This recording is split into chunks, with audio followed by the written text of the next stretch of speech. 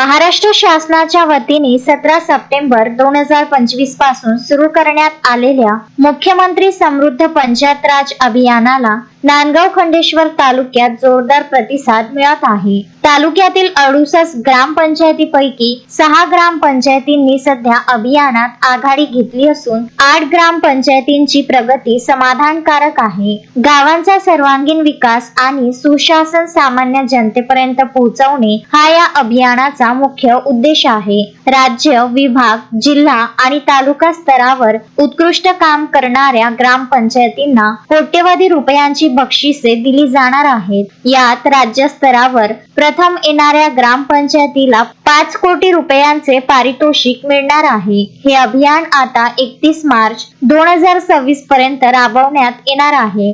नमस्कार, मी किशोर पांडे, विस्तार अधिकारी पंचायत समिती नांदगाव खंडेश्वर।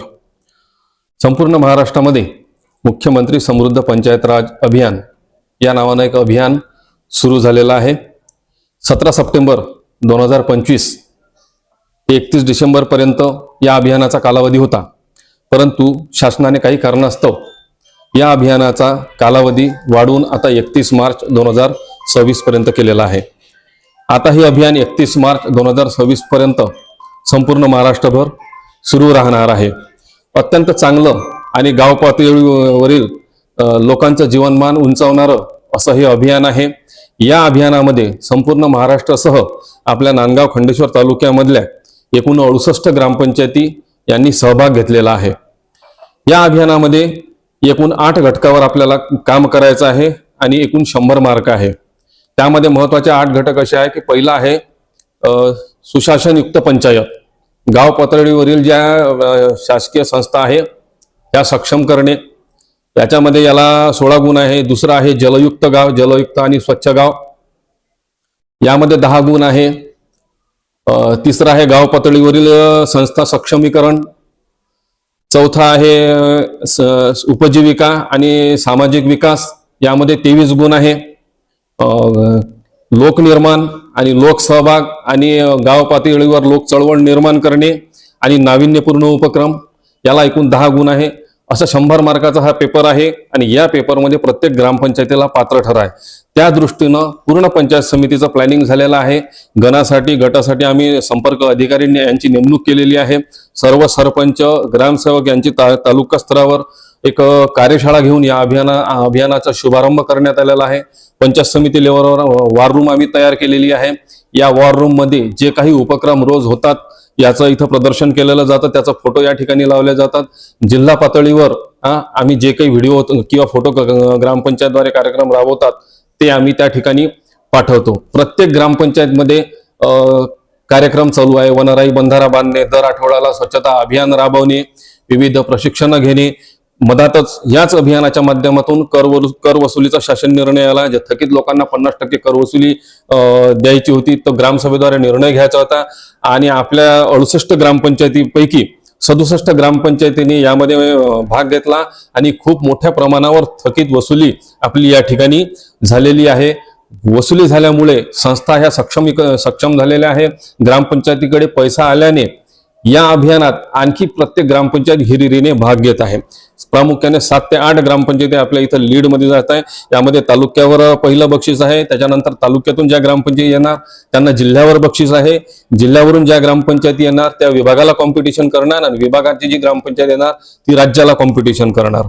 अशा प्रकारे प्रत्येक तालुक्यातून 3 ग्रामपंचायती ह्या निवडल्या जाणार आणि खूप मोठा बक्षिसांचा पाऊस हा ग्रामपंचायतीमध्ये पडणार आहे आणि सर्व ग्रामपंचायतींनी याचा लाभ घेतला पाहिजे आणि सर्वांनी त्या पद्धतीने जर काम केलं तर निश्चितपणे आमच्या तालुक्यातला आपल्या बीडीओ साहेबांच्या वतीने आम्ही प्रण केलेला आहे की आमचा एक बीडीओ मॅडमची एक टॅगलाईन आहे, एकच लक्ष 50 लक्ष।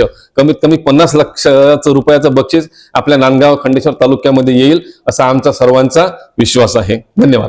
कर वसुलीसाठी पंचायत समितीमार्फत धडक लक्ष्मी मोहीम राबविण्यात येत असून थकीत करात 50% सवलत देऊन वसुलीला गती दिली जात आहे। RTS मार्फत 35 बचत गटातील महिलांसाठी 14 दिवसांचे विशेष प्रशिक्षण आयोजित करून रोजगाराच्या संधी उपलब्ध करून देण्यात आले आहेत। गटविकास अधिकारी डॉक्टर स्नेहल शेलार यांच्या मार्गदर्शनाखाली तालुक्यातील 68 ग्रामपंचायतीमध्ये या योजनेची प्रभावी अंमलबजावणी सुरू आहे। संपर्क अधिकाऱ्यांच्या नेमणुकीमुळे आणि पथकाच्या अथक परिश्रमामुळे नांदगाव खंडेश्वर तालुका या अभियानात जिल्ह्यामध्ये अग्रस्थानी राहण्याची चिन्हे दिसत आहे।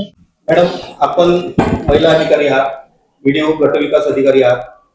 तर आपल्या पंचायत समिती अंतर्गत येणारे जवळपास बरेचसे महिला सरपंच सुद्धा आहेत, त्यांना आपण काय प्रेरणा द्याल, काय आव्हान कराल? नमस्ते, मी डॉक्टर स्नेहल शेलार, गटविकास अधिकारी, पंचायत समिती नांदगाव खंडेश्वर। आज या प्लॅटफॉर्म मधून मी आपल्या सर्व सरपंच, सन्माननीय सरपंच, उपसरपंच आणि ग्रामपंचायत सदस्य यांना आवाहन करते की आपल्याला 31/5 पर्यंत जे अभियानाचा टाइम वाढवून दिलेला आहे त्याचा आपण सदुपयोग करून घ्यायचा आहे। मोठ्या प्रमाणात आपल्या तालुक्यामधून काम सुरू आहे, परंतु आपण असंच काम करून एक समृद्ध महाराष्ट्र जो माननीय मुख्यमंत्री आणि आपल्या ग्रामविकास मंत्री यांचं जे स्वप्न आहे ते पूर्ण करूया।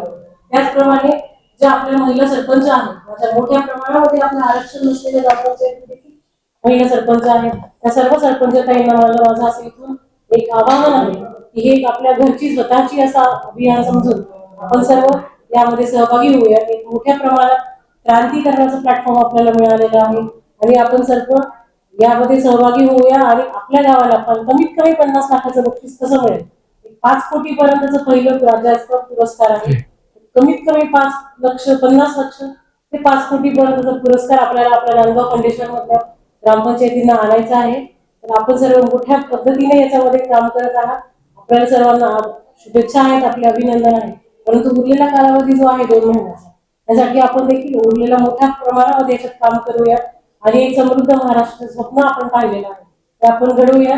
हा जो आपल्याला अपॉर्च्युनिटी मिळालेली आहे सरपंच म्हणून, त्याचा आपण खरंच उपयोग करून हे स्वतःनी पाहिलेलं स्वप्न साकार करूया। अमोल दांडगे, विदर्भ न्यूज, नांदगाव खंडेश्वर।